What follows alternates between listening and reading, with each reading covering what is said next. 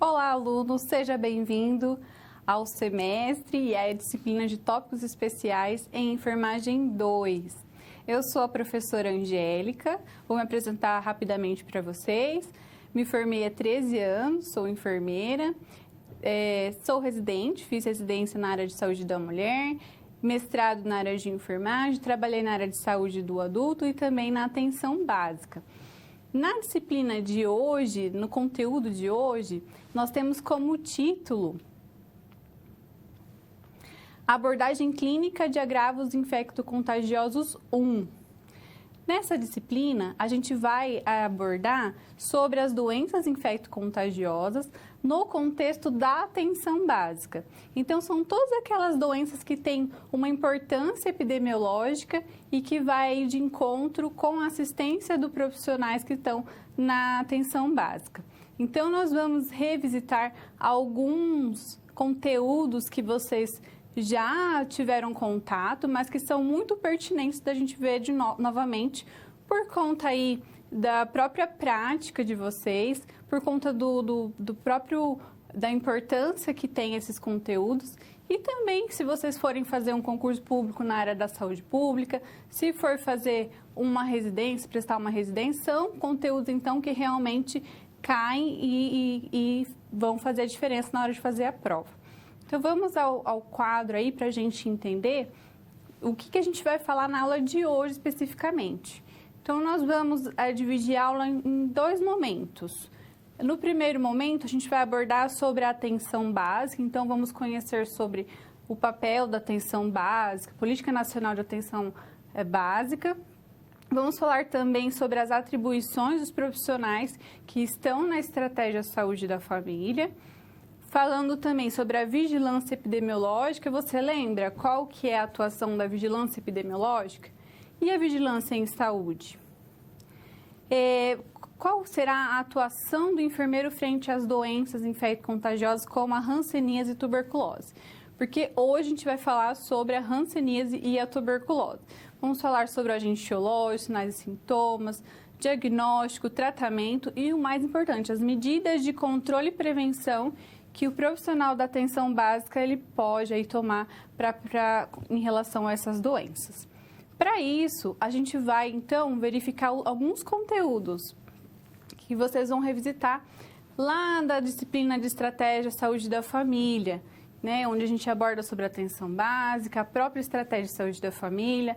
A gente fala também sobre vigilância em saúde, algumas doenças infecto-contagiosas e que a gente fala também sobre a hanseníase e tuberculose.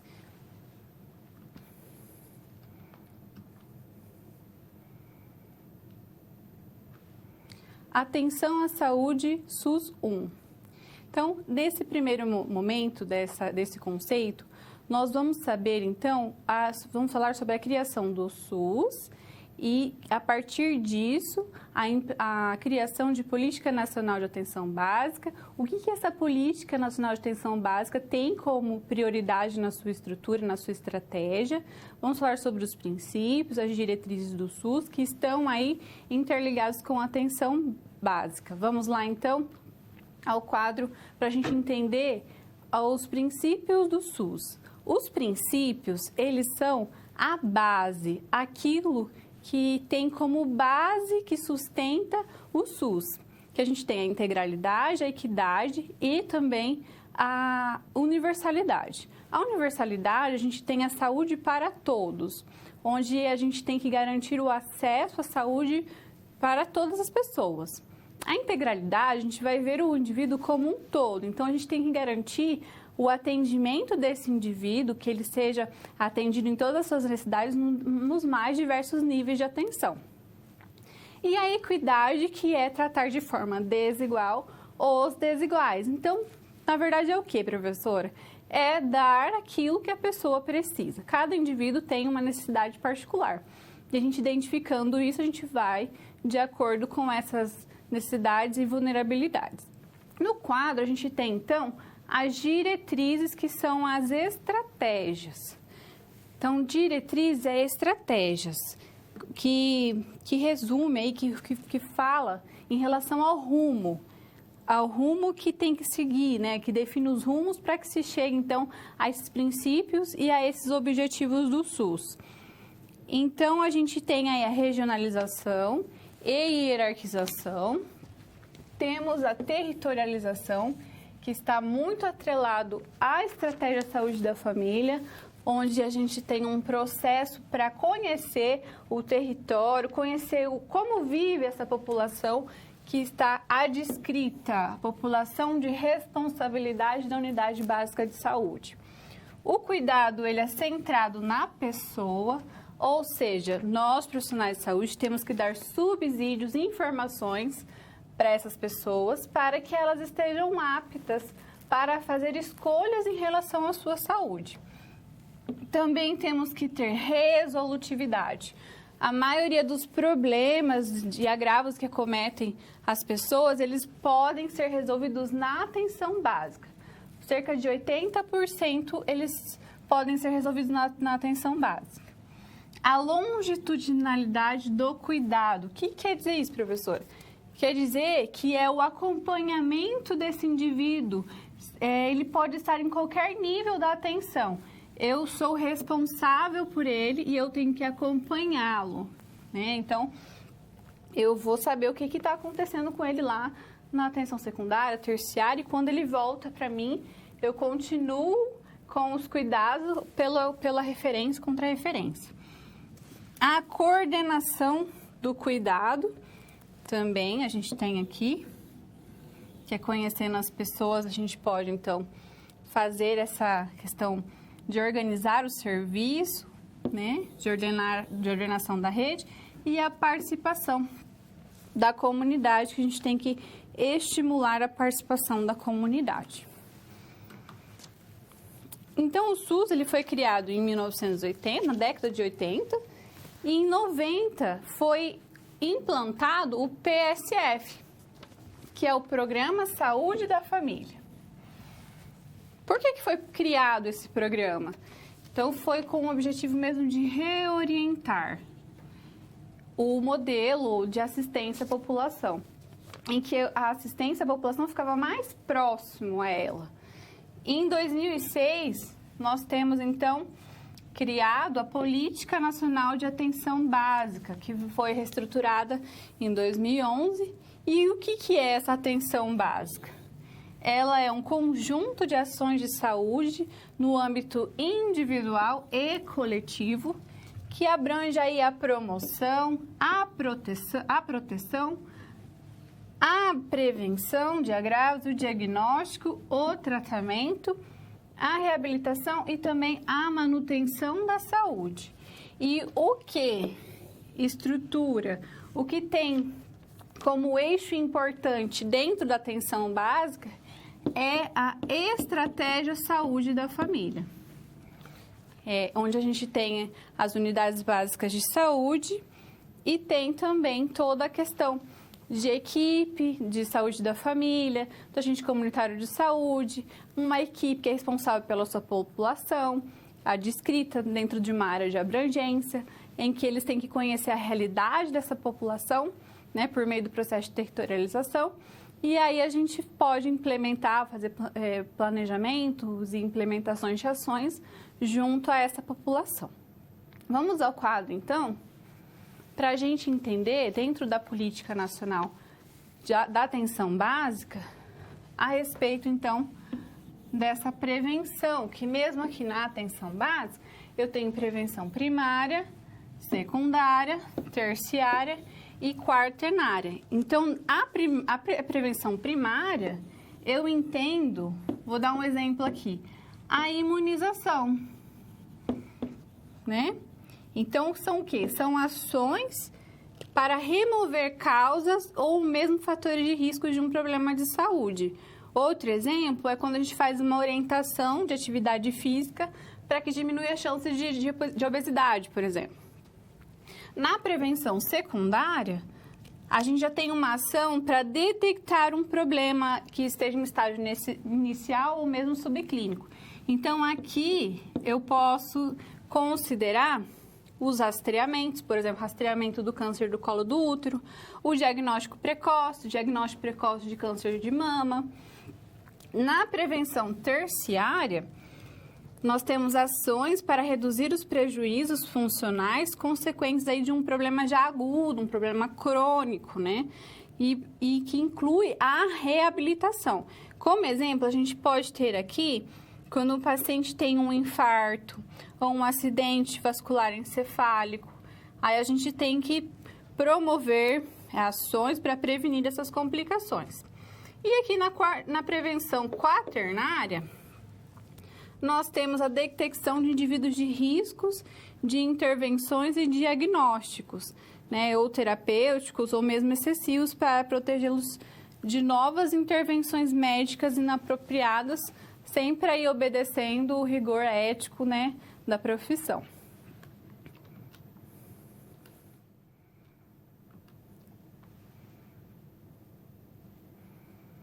Vigilância epidemiológica. Vamos à resolução problema sobre a vigilância epidemiológica. Você lembra o que é uma vigilância epidemiológica? O que é uma vigilância em saúde? Vamos ao quadro entender a situação problema. A Patrícia, ela é uma enfermeira que ela passou no concurso público e ela está no seu primeiro dia de trabalho e ela vai fazer um treinamento junto à vigilância em saúde. Como ela já sabe que ela vai fazer esse treinamento, ela já elaborou alguns questionamentos. E aí ela pergunta, né, quais as funções da vigilância em saúde na atenção básica, as funções e como é utilizado o sistema de informação, como é utilizado e como é feito o direcionamento da notificação compulsória. Então, vamos lá ajudar a Patrícia. Primeiro, a gente tem que entender o que é vigilância em saúde. A vigilância em saúde é composta por várias outras vigilâncias. Vigilância epidemiológica, sanitária, da saúde do trabalhador, ambiental. Vamos ao quadro, então, para a gente entender cada uma delas. Na vigilância epidemiológica, a gente vai falar um pouco mais dela no próximo slide. Mas eu posso já adiantar que ela reconhece as principais doenças de notificação compulsória, investiga e controla epidemias. O que é notificação compulsória, professora? É aquelas doenças e agravos que eu tenho que fazer notificação para a Secretaria Estadual, Municipal, para o Ministério da Saúde, obrigatoriamente. A vigilância em saúde ambiental. Ela se dedica às interferências ambientais que podem ter algum prejuízo para a saúde. Pode ser físico, psicológico, social. Um exemplo, controle da água de consumo humano. Né? Ela faz esse controle para prevenir doenças com as pessoas. Depois nós temos a vigilância em saúde do trabalhador. Essa vigilância ela vai realizar estudos, ações de prevenção, assistência e também a vigilância aos agravos de saúde que estão aí relacionados ao trabalho. E a vigilância sanitária, ela controla bens, produtos e serviços que oferecem riscos à saúde. Que tipo de bens, produtos e serviços? Por exemplo, produtos de limpeza, alimentos, cosméticos, medicamentos.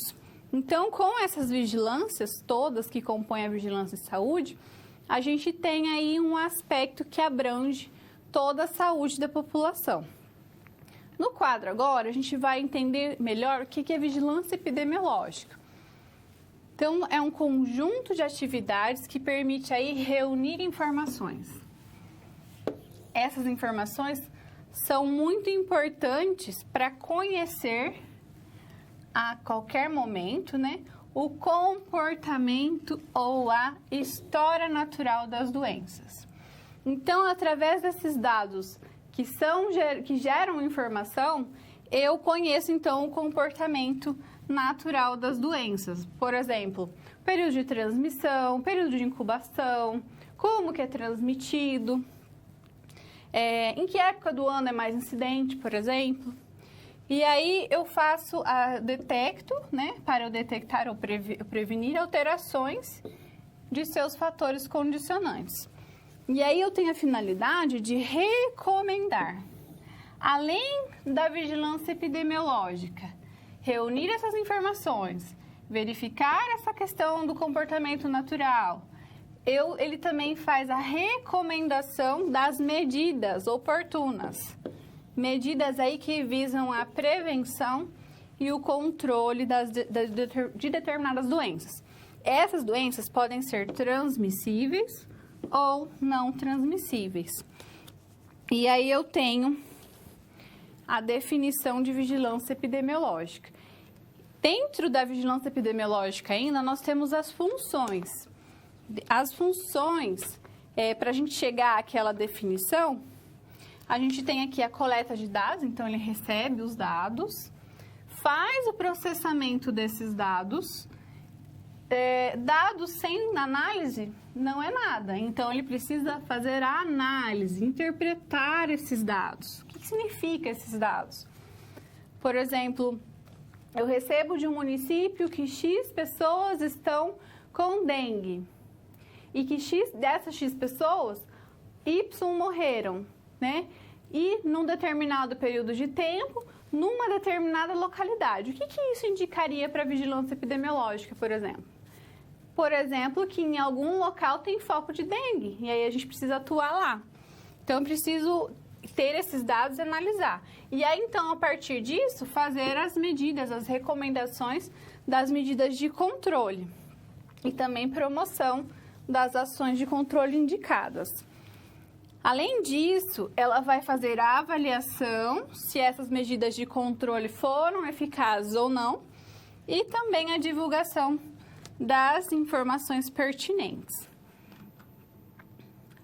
E aí a gente tem essa informação em vigilância epidemiológica, que é gerada através das notificações.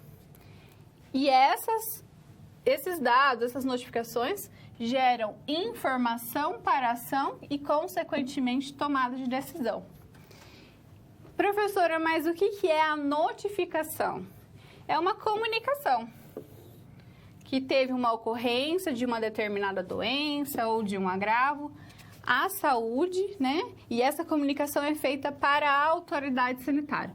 Quem que é a autoridade sanitária? Ministério da Saúde, Secretaria Estadual de Saúde, Secretaria Municipal de Saúde. E aí a gente vai alimentando o sistema de informação de agravos de notificação, que é o SINAM, e a gente vai tendo os dados dessas doenças. Então, essas doenças, elas têm uma importância epidemiológica. A lista de doenças que nós temos que fazer a notificação compulsória, elas são, então, determinadas pelo Ministério da Saúde através de portarias. Vamos no quadro para entender que antes a gente tinha essa portaria aqui, ó, de 2016. E agora ela foi atualizada, ó, nós temos uma nova, com a inclusão de algumas doenças a mais. A portaria 264 de 2020. Então, a gente tem aqui essas doenças, são mais, né? Vocês vão ver nos próximos slides que são mais. Doenças ou agravos. E aqui a gente tem a periodicidade da notificação. Eu tenho aqui, ó, uma periodicidade de até 24 horas para realizar a notificação, para o Ministério da Saúde, Secretaria Estadual de Saúde, Secretaria Municipal, e pode ser também semanal. E aí vai depender, por exemplo, a dengue que a gente pegou como exemplo.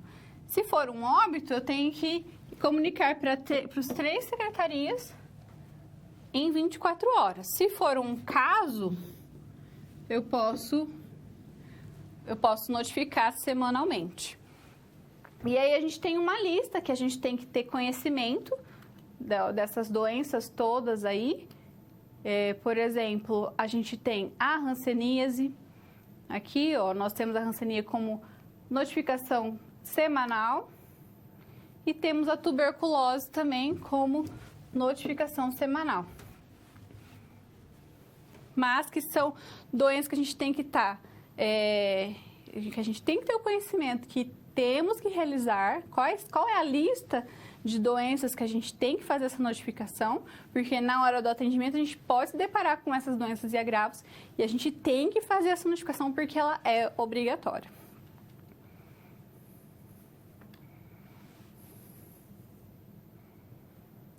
Atenção à saúde, SUS 2. Nesse conceito, nós vamos abordar sobre as atribuições da equipe da Estratégia de Saúde da Família, compreendendo também sobre a equipe, quem faz parte dessa equipe. Vamos ao quadro, então, para a gente entender que a equipe ela é composta pelo médico, o enfermeiro, o auxiliar ou técnico de enfermagem, o agente comunitário de saúde, auxiliar ou técnico da saúde bucal, se ela for mais ampliada, se for uma equipe mais ampliada, e o cirurgião dentista. Todos dessa equipe são responsáveis, têm atribuições comuns entre si.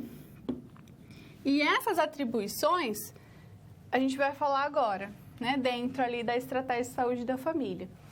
A gente tem a territorialização ou mapeamento da área, que é a questão do processo de conhecimento do território, de como as pessoas vivem, se tem saneamento, se tem poluição, se tem escola, quais os agravos mais recorrentes, óbitos mais recorrentes, tem dengue, quais localidades que são focos, doenças crônicas, quem é o diabético, quem é o hipertenso. E aí eu construo o mapeamento da área, eu faço o mapeamento da área de forma dinâmica. Então, eu conheci essa área e fiz o meu mapa e acabou? Não, isso daí é alimentado continuamente. Isso é alterado todo dia, né? Porque todo dia eu tenho pessoas mudando, chegando na área, pessoas com doenças sendo diagnosticadas, né? Com problemas sendo detectados. Então, isso é dinâmico. Eu também tenho aqui dentro das atribuições identificar os expostos a riscos e vulnerabilidades, porque são com essa população que eu vou ter que traçar estratégias de ação. Tem que fazer atualização cadastral, lembrando que quem faz o cadastro das famílias é o agente comunitário de saúde, mas essa atualização aqui a equipe tem como atribuição comum. O cuidado em saúde, incluindo no domicílio e espaços comunitários, então a gente vai além do espaço ali da unidade básica de saúde. A gente tem que aproveitar todos os espaços que tem no território, dentro da área de abrangência de responsabilidade da unidade básica de saúde. Por isso que nós temos que conhecer. Então, se tem, por exemplo, uma área de lazer, um campo, uma associação, uma igreja, eu tenho que fazer parcerias com essas pessoas, com esses, né, que estão nesses locais, para desenvolver atividades de saúde, né, para aproveitar esses locais para realmente difundir aí conhecimentos em saúde junto à população. Vamos ao quadro, então, continuar vendo as atribuições, né, que daí a gente não fica só na unidade básica, a gente aproveita o espaço comunitário e também, os domicílios, através também das visitas domiciliares. A gente realiza a atenção à saúde da população, de acordo com a necessidade. O acolhimento também a gente faz, né? Uma escuta qualificada, realizamos a classificação de risco, né? Verificando aí as prioridades de atendimento. Busca ativa, por exemplo, uma gestante, ela está faltosa do pré-natal. A gente faz busca ativa dessa gestante. Notificação compulsória, né, das doenças ali da lista de notificação, a gente é obrigado a notificar. Garantir a atenção à saúde com integralidade, então eu vou olhar esse indivíduo como um todo, não apenas com a queixa dele daquele momento. Eu vou olhar ele em todo o seu contexto, para que eu possa, dentro da rede que está organizada, colocá-lo para que ele não venha a ter algum agravo, um adoecimento, por isso a gente tem que olhar ele integralmente. A garantia de atendimento da demanda espontânea, né, também tem que estar garantida. Realização das ações programáticas, coletivas de vigilância à saúde. A gente responsabiliza-se pela população ali é descrita, a população que está na área de abrangência de responsabilidade da unidade básica de saúde.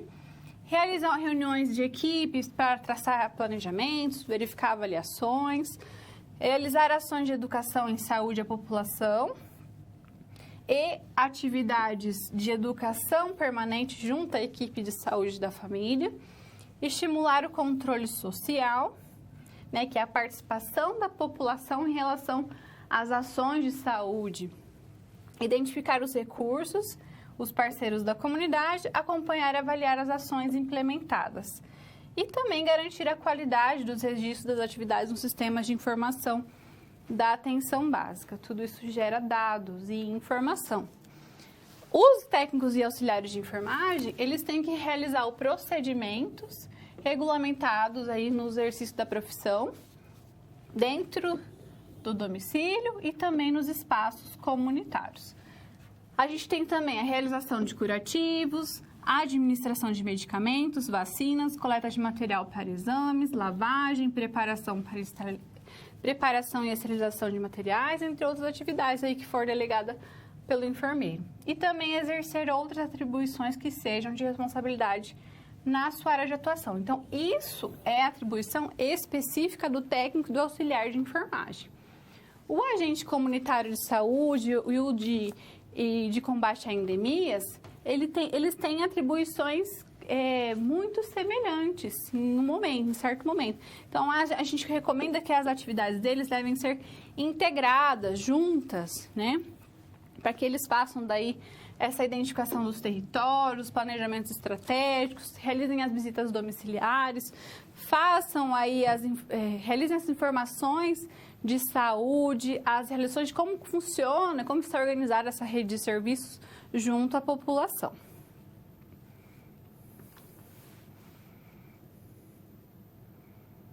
Atribuições do enfermeiro na atenção básica. Agora nós vamos conhecer a situação, problema, para entender quais são as atribuições inerentes ao enfermeiro dentro da atenção básica. Vamos ao quadro, então, para entender a situação da Helena, que é uma enfermeira da saúde da família. Ela chega na unidade de manhã, ela acolhe os usuários, né? Ela vive um dia após dia no trabalho conforme as demandas que aparecem. Então, ela atende às demandas. E ela fala, minha agenda está aberta, eu resolvo tudo no dia a dia, né? No mesmo dia eu resolvo, eu não deixo nada para depois. Aí ela atendeu 15 usuários, né? 15 usuários aqui aguardam o atendimento da equipe.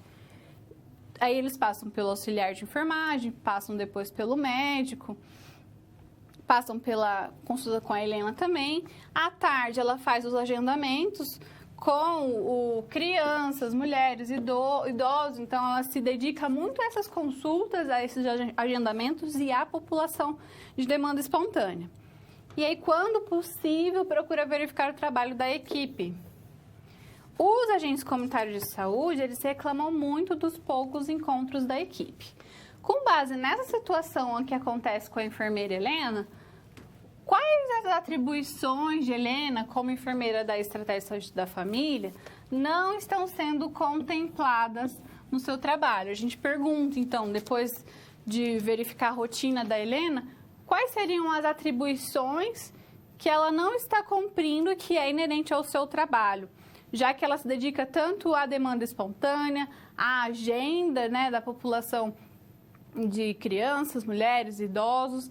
Vamos, então, entender quais são essas atribuições dentro da atenção básica do enfermeiro. Vamos lá. Então, a realizar atenção à saúde aos indivíduos e às famílias que estão vinculadas aí às equipes, que fazem parte daquela área descrita da área de abrangência, quando necessário, também no domicílio e nos espaços comunitários. A Helena está trabalhando no domicílio? Ela está fazendo visita domiciliar? Ela está fazendo alguma atividade em espaços comunitários? Não, né? Ela não está aproveitando as escolas, as associações para desenvolver as práticas em saúde e também atender todo o ciclo de vida. Então, percebam que ela tem que se voltar mais aí para o atendimento domiciliar, para os espaços comunitários e atender todos os ciclos de vida. Realizar a consulta de enfermagem, procedimentos. tem como atribuição também solicitar exames complementares, prescrever medicações conforme protocolos, diretrizes clínicas e terapêuticas ou outras normativas técnicas estabelecidas. Professora, enfermeiro pode prescrever medicamento? Pode, desde que esteja em conformidade aqui com esses protocolos, diretrizes e também outras normativas técnicas, certo? E ela pode solicitar também exames. A gente não entra em detalhes ali como ela procede durante a consulta, né? Mas ela pode. Também tem como atribuição realizar ou supervisionar o acolhimento com escuta qualificada e classificação de risco. Eu preciso detectar quem precisa mais, né, para colocar como prioridade. Realizar estratificação de risco, elaborar plano de cuidado para as pessoas que possuem condições crônicas, diabetes, hipertensão, por exemplo, junto aos demais membros da saúde. Eu imagino que ela não esteja fazendo plano, né, de cuidados para essas pessoas, porque ela não está realizando nem as reuniões com a equipe, né? Então, a gente precisa fazer essas reuniões para traçar aí todas as metas e praticar ações. Realizar atividades em grupos e encaminhar quando necessário usuários a outros serviços conforme fluxo estabelecido pela rede, né? Então, ela não realiza atividades em grupos. E isso é importante dentro da atenção básica, por conta da troca de experiência também entre uma pessoa e outra. Planejar, gerenciar e avaliar as ações desenvolvidas pelo técnico, auxiliares de enfermagem, o agente comunitário de saúde, agente comunitário de endemia, em conjunto com os outros membros da equipe. Ela está planejando, gerenciando e avaliando esses profissionais? Ela disse ali que quando dá, ela dá uma olhada no trabalho deles, né? Mas isso não é planejar, gerenciar e avaliar. Supervisionar as ações do técnico auxiliar de enfermagem e agente comunitário, fazer a supervisão também. Implementar e manter atualizadas rotinas, protocolos, fluxos relacionados à área de competência da UBS. Então, percebam que o enfermeiro também tem como atribuição implementar, manter e manter atualizadas essas rotinas, protocolos e fluxos dentro da sua unidade básica de saúde. Exercer outras atribuições conforme a legislação profissional que sejam aí de responsabilidade na sua área de atuação. Então, a gente tem as atribuições do enfermeiro aí, a gente vai muito além do que apenas atender às demandas. A gente também tem todas aquelas atribuições em comum para fazer e mais essas daqui que a gente acabou de aprender.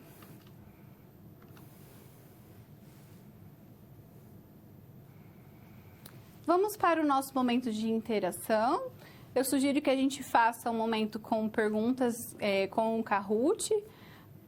Acho que foi disponibilizado o PIN, né? Aí a gente vai fazer um primeiro momento agora e um segundo momento no final da aula.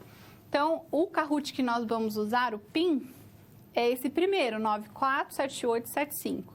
Eu vou dar um minutinho para vocês entrarem no Kahoot e a gente já começa.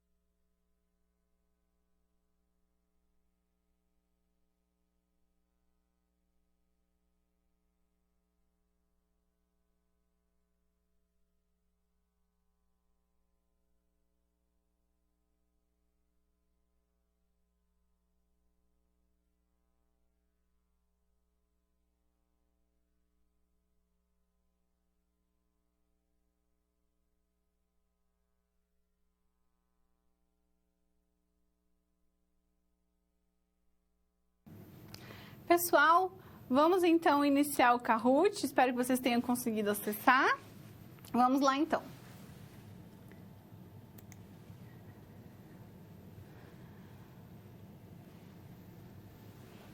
Vamos para o nosso quiz. Qual a principal estratégia norteadora da atenção básica?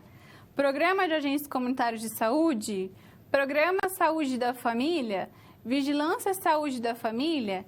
Estratégia Saúde da Família? Qual a principal estratégia norteadora da atenção básica?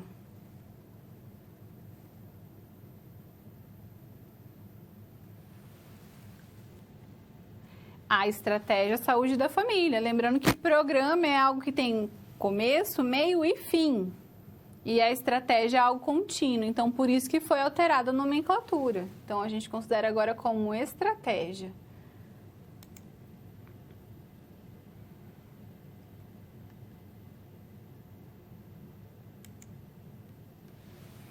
Os princípios norteadores do SUS são universalidade, equidade e integralidade. Isso é uma afirmativa verdadeira ou falsa? Os princípios norteadores do SUS são universalidade, equidade e integralidade. Falso ou verdadeiro?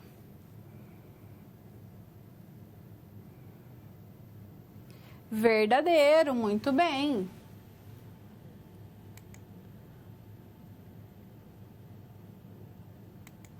Vamos para a próxima. Notificação compulsória é a notificação obrigatória de determinadas doenças e agravos. Isso é uma afirmativa verdadeira ou uma afirmativa falsa? Notificação compulsória é a notificação obrigatória de determinadas doenças e agravos.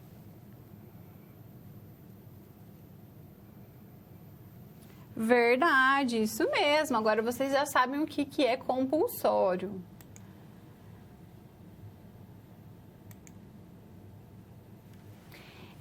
Entre as atribuições do enfermeiro na atenção básica está a solicitação de exames complementares.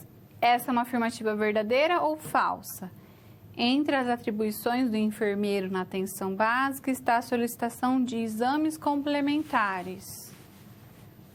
Será que isso é uma atribuição do enfermeiro? Sim, é uma atribuição do enfermeiro. O enfermeiro pode solicitar exames complementares, assim como ele também pode prescrever medicações de acordo com protocolos, diretrizes e normas. Muito bem, vamos ao pódio. Josiane Altamira em terceiro, Pirapora em segundo e em primeiro lugar, 887663. Muito bem, obrigada pessoal pela participação.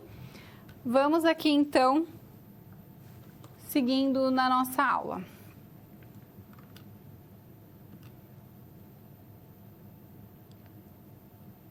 Doenças infecto-contagiosas na atenção básica, hanseníase. Agora nós vamos tratar sobre uma doença infecto-contagiosa, né, uma doença infecciosa que se chama hanseníase. Vamos entender então qual agente etiológico que causa essa doença, a transmissão, o tratamento, o diagnóstico e as medidas de controle. Vamos então ao quadro para a gente observar que ela tem várias nomenclaturas, né? A gente tem como padronizado hoje, né, a nomenclatura de hanseníase, e é assim que a gente tem que se referir a essa doença. Mas nem sempre foi assim, né? Ela já foi chamada de doença de Hansen, de lepra, conhecida como morféia, mal morfética, maldição Lázaro, peste negra, que podem aí denotar certa discriminação, né, em relação a quem tem essa doença. Então, a gente padroniza chamar de hanseníase. Ela é um agravo, um problema de saúde que é transmissível, uma doença transmissível e tem uma evolução crônica. Isso quer dizer o quê? pode demorar para apresentar os sinais e sintomas. É causada pelo Mycobacterium leprae. Qual o agente etiológico que causa hanseníase? Mycobacterium leprae, que é uma bactéria, um bacilo. Bacilo álcool ácido resistente, dotado de baixa patogenicidade e de alta infecciosidade. O que isso quer dizer? Ser baixa patogenicidade e alta infecciosidade. O que será que quer dizer isso? Ele tem um risco baixo para patogenicidade, mas ele tem um risco de infecção alto, né? Então, as pessoas podem transmitir, né? Podem contrair, ser acometidos por essa doença, mas de maneira baixa. Mas quando elas têm uma alta infecciosidade, né? Elas são infectadas. A bactéria identificada em 1873 pelo médico aí Gerhard Hansen, que deu o nome daí da doença, né? Que antes era chamada de doença de Hansen. A infecção, ela comete de preferência a pele e o sistema nervoso. Essa bactéria, ela tem afinidade pela pele e pelo sistema nervoso periférico. E aí ela pode invadir mucosa nasal, orofaríngea e laríngea, olhos, vísceras, restringindo ou até mesmo impedindo as atividades profissionais e sociais do paciente. A gente tem uma imagem aqui, ó, de quão ela pode progredir e ser incapacitante. As vias de transmissão. Ela tem como via de transmissão as vias aéreas superiores, né? Então, ela tem as vias aéreas superiores como medida de transmissão, né? Pode ser também por solução de continuidade na pele, como ferimentos e úlcera, né? Mas a gente considera basicamente as vias aéreas, né? Através da tosse, da fala, do espirro. E quando a pessoa tem uma convivência muito próxima, prolongada com o doente, se o doente for um transmissor chamado multibacilar, que a gente já vai aprender o que quer dizer multibacilar, e ele não estiver em tratamento, então, essa pessoa que esteve em contato com ele esteve em contato por gotículas, né? E aí a gente tem aí um risco de transmissão. O tempo de incubação, que é o período em que ele fica no organismo sem apresentar os sintomas, é de 2 a 7 anos. Mas ele já foi detectado em um período curto de 7 meses e um período longo de 10 anos. Então, percebam que um período bem longo. E o que fala aqui? O que vai ser determinante para essa transmissão, né? São fatores ligados ao hospedeiro, né? Se é um hospedeiro que é desnutrido, né? Também está ligado ao meio ambiente, né? Se não tiver saneamento básico, por exemplo, se tiver uma baixa situação socioeconômica. Quando isso está presente, isso parece estar associado, então, à ocorrência de hanseníase, né? Então, isso aqui facilita a transmissão do bacilo. Aqui para o diagnóstico, o que a gente entende, então, para o diagnóstico? O diagnóstico da hanseníase, ele é basicamente clínico, né? Então, os exames que tem, eles são de apoio. O diagnóstico em si é pelo quadro clínico. Vamos, então, entender que a gente tem que avaliar o histórico, as condições de vida do paciente e o quadro clínico, né? Então, a gente vai observar áreas da pele, se apresenta manchas, se são manchas esbranquiçadas, que a gente pode chamar agora de hipocrômicas, se são acastanhadas ou avermelhadas, se apresenta alteração de sensibilidade, porque a alteração de sensibilidade ela está presente no quadro de hanseníase, né? Então, a gente tem aqui, ó, manchas esbranquiçadas avermelhadas no dorso, edemas, pápulas, tubérculos, nódulos também, pode estar presente nos membros inferiores. Na fase mais avançada, ela pode se apresentar como fáscias leoninas, infiltrações, queda dos supercílios, perda dos dentes incisivos centrais superiores, perfuração do septo nasal e manifestações viscerais. Então, ela vai progredindo e piorando. E aí, além do teste aqui do exame clínico que a gente já comentou, a gente faz o teste de sensibilidade, né? Lembrando que aqui a sensibilidade está associada. Então, a gente vai verificar se ele sente calor, frio, né? Se está sentindo dor ou não, né? E também a questão da sensibilidade ao tato. A gente pode pedir como método de apoio baciloscopia da pele, onde a gente faz um esfregaço intradérmico, e também o teste de Mitsuda, né? Onde nesse teste a gente faz a avaliação da integralidade da imunidade celular, né? Específica de um paciente que teve a exposição do Mycobacterium leprae. Esse quadro, a gente tem o tratamento da doença, né? A gente tem aqui o paciente paucibacilar. Paucibacilar quer dizer o quê? Que ele tem menos de 5 lesões. Lesões ou manchas de pele. E multibacilar, que ele tem mais de 5 lesões. E isso quer dizer o quê? Na forma multibacilar, eu tenho contágio. Na forma paucibacilar, não há contágio, certo? Não há transmissão. E aí, por isso que vai, então, diferenciar uma forma ou outra do tratamento. Então, eu tenho que fazer o diagnóstico, verificar se o paciente é paucibacilar ou multibacilar, para, então, saber qual tratamento instituir. No paucibacilar, ele vai fazer uma dose mensal, supervisionada, profissional de saúde vai administrar, rifampicina, né? 600 gramas de rifampicina, e ele vai tomar na casa dele dapsona, diariamente. Tá? O tempo de tratamento é 6 meses, então são 6 cartelas. Todo mês ele vai lá, toma supervisionadamente a rifampicina e em casa dapsona. E aí ele tem como critério de alta 6 doses supervisionadas em até 9 meses. Isso quer dizer o quê? Que ele pode fazer esse tratamento aqui com as 6 cartelas em até 9 meses, né? Se tiver falha na medicação, enfim.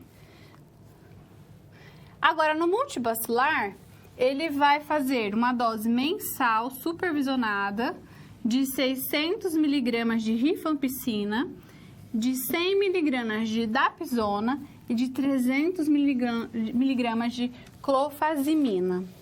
Isso, uma dose mensal em casa, supervisionada. E aí, em casa, no domicílio dele, né, se automedicando daí, responsável pela sua medicação, ele vai tomar 100 miligramas de dapsona e 50 miligramas de clofazimina diariamente. No tratamento da multibacilar, ele tem que fazer um tratamento com 12 cartelas. Então, é uma cartela por mês, 12 meses, 1 ano. E os critérios para alta são 12 meses, né, até 18 meses. Então, ele tem até 18 meses para fazer o tratamento na multibacilar. E aí, a gente tem a vigilância epidemiológica e todos os profissionais da estratégia da saúde da família atuando para o controle da hanseníase. Então, aqui, a vigilância epidemiológica ela vai detectar, tratar precocemente os casos novos, porque ela quer o quê? Que interrompa a cadeia de transmissão e também previna as incapacidades físicas da pessoa que está acometida com hanseníase. Então, faça a busca ativa dos casos na estratégia de saúde da família, face ações de comunicação e saúde, educação, mobilização social. E a notificação compulsória é feita, né, através do sistema de informação para subsidiar o planejamento das atividades de controle da doença. E a hanseníase, ela é uma doença que ela é notificada em todo o território nacional e é de investigação obrigatória. E assim que é concluído o diagnóstico da doença, o caso deve ser, então, notificado. E esse preenchimento aqui da ficha de notificação pode ser pelo enfermeiro e também pode ser realizado pelo médico da estratégia de saúde da família ou do profissional que atender esse paciente.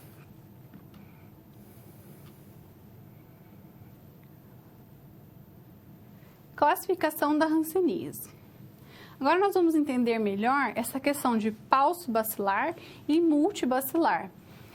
Essas questões dessa classificação, ela cai muito em concurso, então vamos lá para a gente aprender e também para poder atuar na prática, se você estiver atuando na atenção básica.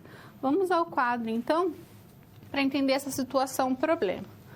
Homem de 62 anos, ele apresenta diagnóstico de hanseníase. E aí, na anamnese, a enfermeira ela detecta lesões, 3 lesões com aumento da espessura, consistência da pele, com menor evidência de sulcos, limites imprecisos, acompanhando-se às vezes de eritema discreto. Pela vitopressão, surge fundo de cor café com leite, resultado da presença na derme de infiltrado celular, às vezes com edema e vasodilatação. Então, como faz a classificação de hanseníase? Vamos lá, então, para a gente entender. Esse quadro aqui, ele é muito importante, tá? Para a gente poder visualizar melhor e entender. Então, eu tenho aqui o paucibacilar, né? Menos de 5 lesões. E dentro do paucibacilar, eu tenho os tipos, as formas de hanseníase. Então, eu tenho a hanseníase tuberculoide e a indeterminada. Então, sempre quando eu tenho paucibacilar, ela vai ser ou tuberculoide ou indeterminada. E ela não é transmissível, não tem contágio quando eu tenho a paucibacilar. Quando eu tenho a multibacilar, que eu tenho mais de 5 lesões, então eu tenho a hanseníase dimorfa e a hanseníase virchoviana, essas duas formas. Nessas duas formas eu tenho a multibacilar. E aí, principalmente a virchoviana já é um quadro mais agravado.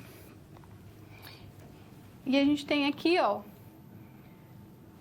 algumas imagens para a gente poder entender, né? Por exemplo, a tuberculoide, ela vai apresentar uma resistência alta, reação de Mitsuda positiva, bacterioscopia negativa e as lesões, elas são bem delimitadas, né? Com estrutura histológica tuberculoide. Aí a gente tem o tipo virchoviano, que ele tem uma resistência nula ou baixa.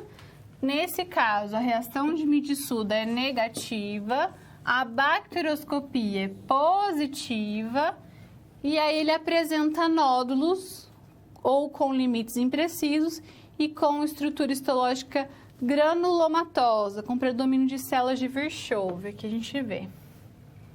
Pode ser indeterminado, que a resistência é variável, teste de Mitsuda positivo ou negativo, baciloscopia negativa, lesões cutâneas maculosas hipocrômicas, quer dizer o quê? Mais claras, esbranquiçadas, né? Ou eritomatosas. No grupo dimorfo ou bivalente, a gente tem geralmente uma resistência baixa, o teste de Mitsuda, ele é duvidoso ou mesmo negativo, às vezes francamente positivo, e lesões infiltradas. A gente tem aqui, ó, lesões infiltradas, no caso do dimorfo, com características clínicas e cor variável, com baciloscopia positiva e estrutura histológica virchoviana e tuberculoide diversamente associada.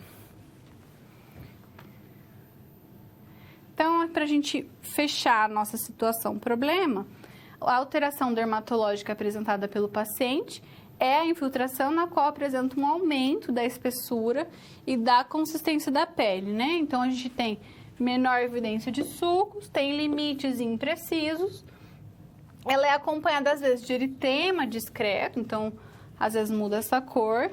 E pela vitropessão surge fundo cor de café com leite, né? O que resulta, então, na presença de derme de infiltrado celular. Às vezes com edema e vasodilatação. Então, a gente tem aí todos os aspectos aí que podem ter nas diversas formas da hanseníase.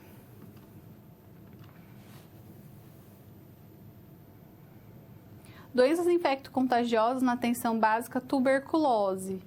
Agora nós vamos abordar sobre a tuberculose, que é uma doença de agravo importante dentro da saúde pública. Tem tratamento, tem vacina, e aí a gente vai entender todo o contexto agora no quadro sobre essa doença. Vamos então entender que ela é uma doença infecciosa e também é transmissível, né? O que afeta então os pulmões, embora ela possa ser extrapulmonar. Isso quer dizer o quê? Ela pode atingir outros órgãos ou sistemas, né? A doença ela é causada pelo Mycobacterium tuberculosis. Qual o agente etiológico da tuberculose? Mycobacterium tuberculosis, que também é uma bactéria. Pode ser que vocês vejam escrito denominado bacilo de Koch também. A tuberculose, ela é transmitida pela pessoa portadora da doença pulmonar ativa, né? Ela vai expelir esses micro-organismos quando ela tossir, quando ela falar, espirrar. E a pessoa suscetível vai inalar essas gotículas e torna-se, então, infectada. As lesões primárias, elas ocorrem em média de 4 a 12 semanas, né? Até a tuberculose pulmonar evolutiva ou a tuberculose extrapulmonar, que daí atinge outros órgãos e outras partes do corpo. Vamos ao quadro agora para a gente entender os sinais e sintomas. Então, ele pode apresentar uma febre de recorrência diária, né, com calafrios. Pode ser uma febre vespertina, perda da força física e cansaço, tosse persistente. Persistente quanto? Por mais de 3 semanas. Isso é importante eu saber, porque se eu for fazer busca ativa de sintomáticos, de pessoas na minha área de abrangência que estão com sintomatologia de tosse, eu tenho que saber que ela tem que estar com tosse há pelo menos 3 semanas. Né? E essa tosse produtiva com expectoração purulenta. Pode apresentar também hemoptise, né? Que é uma expectoração com sangue. Anemia, perda de peso, aumento dos glândulos linfáticos no tórax. Então, a gente tem esses sintomas.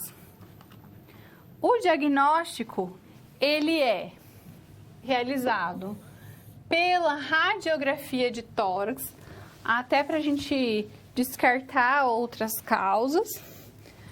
A prova tuberculina cutânea também é utilizada, que a gente chama de PPD, né? A gente tem uma imagem aqui, ó, realizando o PPD, né? A gente deve, então, aplicar no terço médio da face interior do antebraço esquerdo 0,1 ml de PPD via intradérmica. Vocês percebem aqui que tem uma pápula. E aí o paciente, a gente orienta que ele retorne de 72 horas, depois, mas ele pode retornar até 96 horas. E a gente vai apalpar essa área endurada e vai realizar a medição. A gente vê aqui a medição na figura de baixo. E se essa área endurada estiver maior que 5 milímetros, então a gente tem positivo, né? De 5, maior que 5, então, ou igual a 5, positivo. A gente também pede exame de Bar, né, onde a gente orienta a coleta. A gente dá o potinho para essa pessoa colher e fala para ela que tem que colher pelo menos de 5 a 10 ml de escarros, né?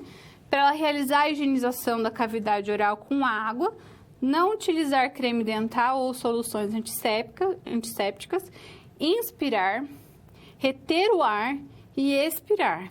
E aí fazer isso 3 vezes e aí tossir. E ela vai repetir isso várias vezes até conseguir essa quantidade de escarro.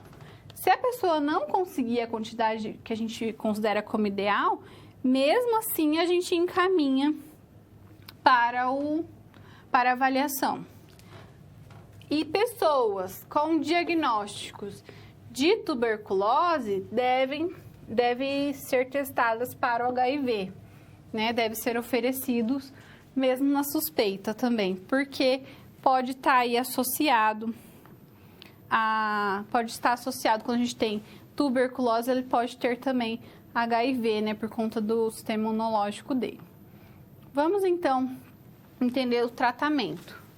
O tratamento, ele tem que ser diretamente observado. Então, isso quer dizer o quê? O profissional, ele tem que observar a tomada da medicação. Para eu considerar que o tratamento está sendo diretamente observado, TDO, ele tem que observar pelo menos 3 vezes na semana, mas o ideal é que seja todos os dias úteis trabalhados, que o profissional observe a tomada dessa medicação. E a medicação que ele vai tomar é a rifampicina, a isoniazida, a pirazinamida e o etambutol. A dose ela vai ser calculada de acordo com o peso e a duração do tratamento é de 6 meses.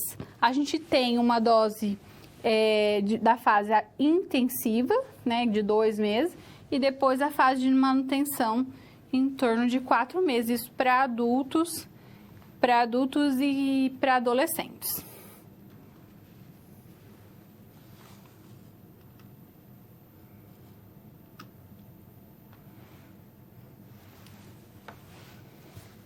Tuberculose e contatos. Vamos entender o que fazer com os contatos de pessoas com diagnóstico de tuberculose. Como a enfermagem dentro da atenção básica deve agir. Vamos lá, então, no quadro, entender a situação, problema. A gente tem, ao atender o senhor Pedro com um diagnóstico de tuberculose, a enfermeira Patrícia, ela pergunta, né, onde ele mora, e ele relata que ele mora na rua e que à noite ele faz uma cabana para dormir na praça. E explicou que em cada cabana fica em média 6 moradores e isso preocupou a enfermeira Patrícia. E aí a gente pergunta, qual conduta deveria ser adotada em relação aos contatos do senhor Pedro? E qual o controle e prevenção pode ser feito junto à vigilância epidemiológica? Então, a gente fez esse quadro aqui para a gente ter uma visão geral do que fazer nesse caso. Comunicar a vigilância epidemiológica, fazer as buscas ativas dos contatos, né? Então, eu vou fazer a notificação da tuberculose e vou realizar a busca de todos os contatos. Esclarecer e orientar sobre a doença do senhor Peredo para os contatos. Esclarecer em questão da transmissibilidade dos sinais e sintomas. Esclarecer sobre o risco de contaminação e transmissão. Checar se os contatos estão com sinais e sintomas da doença. E se os contatos estiverem sintomáticos, isso quer dizer o quê? Apresentarem sintomas, eles devem realizar os exames, né? No caso de suspeita de tuberculose, que a gente faz rotineiramente, né? Em caso de suspeita. Raio-X, prova tuberculina, o escarro, né? E, se necessário, o HIV. Agora, se o contato for assintomático, não apresentar sintomas, a gente então vai solicitar que ele realize a prova tuberculínica. E aí, se for um resultado maior que 5 milímetros dentro da prova tuberculínica, a gente inicia o tratamento medicamentoso nesses casos.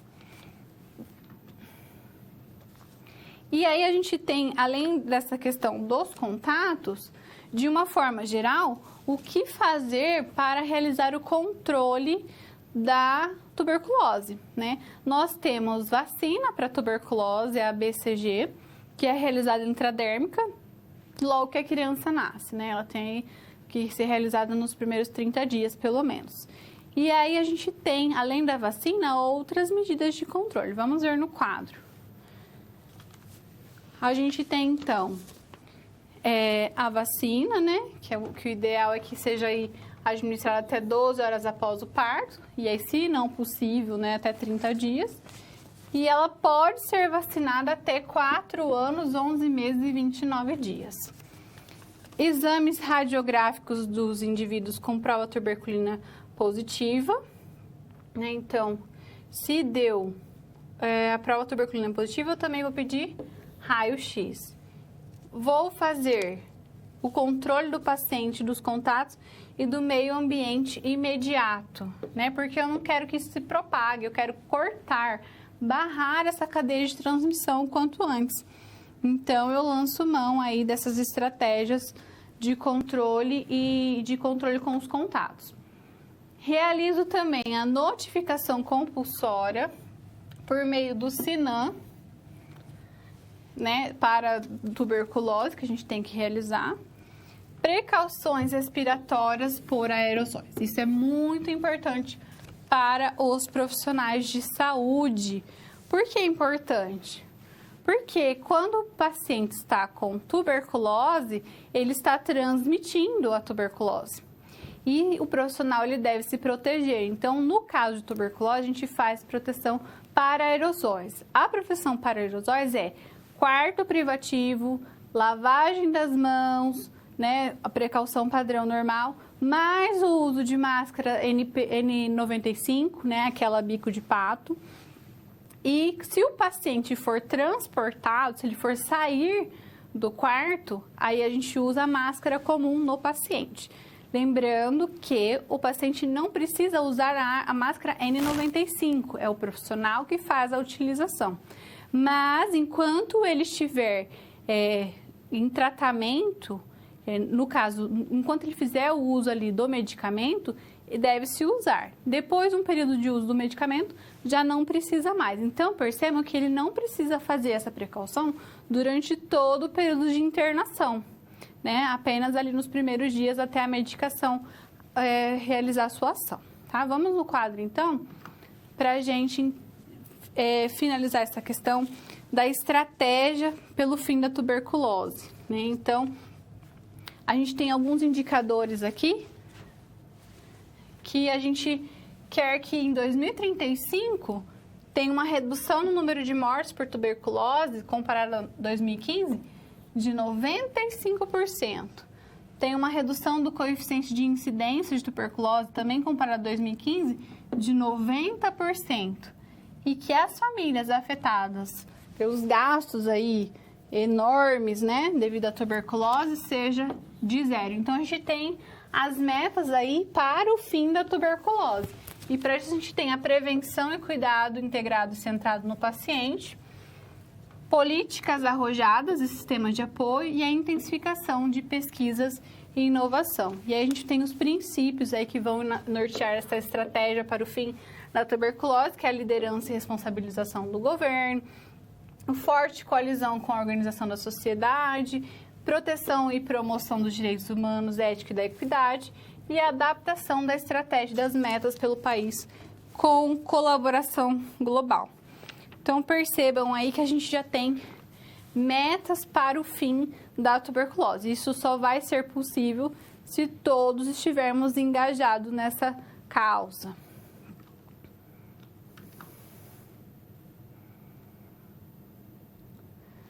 Vamos para o nosso momento de interação.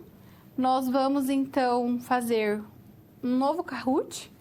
Eu vou pedir que vocês entrem com o PIN 887663, que é esse segundo PIN que está na tela de vocês. E aí vocês... Vou esperar um pouquinho para vocês entrarem, aí a gente já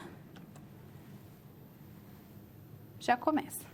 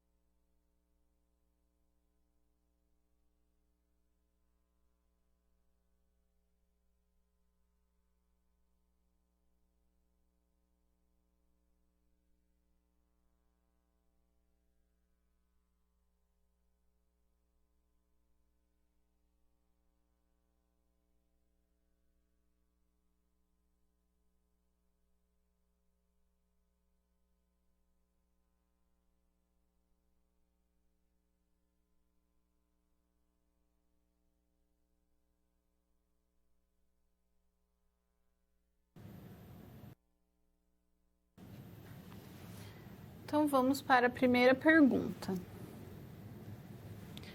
Podemos classificar hanseníase em paucibacilar e multibacilar, paucibacilar e indeterminada, multibacilar e indeterminada, multibacilar e dimorfa.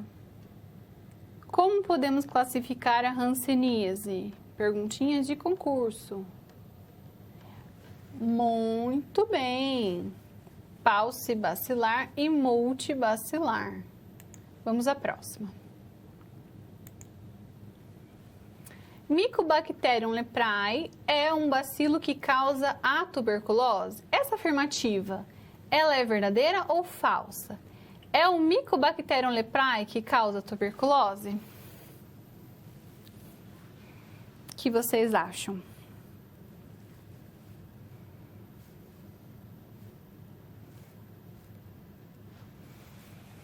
Falsa, muito bem. Mycobacterium leprae causa hanseníase. Mycobacterium tuberculosis, a tuberculose. Vamos à próxima. É utilizado para o diagnóstico da tuberculose, exceto... O que é usado para o diagnóstico da tuberculose? Radiografia de tórax, prova tuberculínica, exame de escarros, exame dermatoneurológico. É utilizado para o diagnóstico da tuberculose, exceto. O que dessas alternativas não é utilizado? Isso, exame dermatoneurológico. A gente utiliza o exame dermatoneurológico na hanseníase, né? Que é o principal diagnóstico através do exame clínico e do exame dermatoneurológico. Os outros são, então, para o diagnóstico da tuberculose. Qual precaução deve ser utilizada para prevenir tuberculose? Qual precaução deve ser utilizada para prevenir tuberculose? Precauções por aerossóis? Precauções por gotículas? Precaução por contato? Utiliza-se a precaução por aerossóis durante todo o período de hospitalização.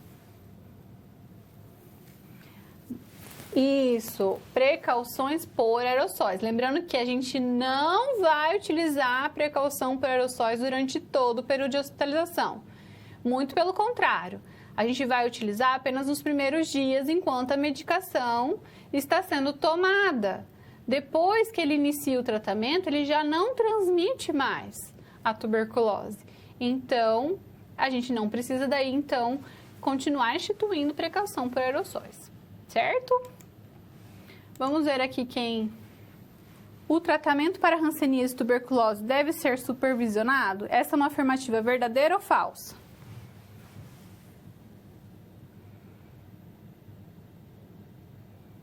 O tratamento para hanseníase e tuberculose deve ser supervisionado?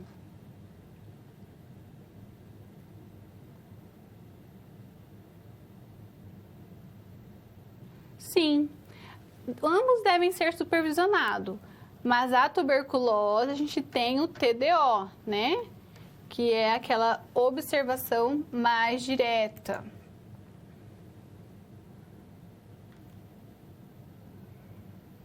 Em terceiro lugar, a Nessa Cruz Alta. Em segundo, a Aline Cruz Alta. E em primeiro lugar, a Silviana. Muito bem, gente. Parabéns.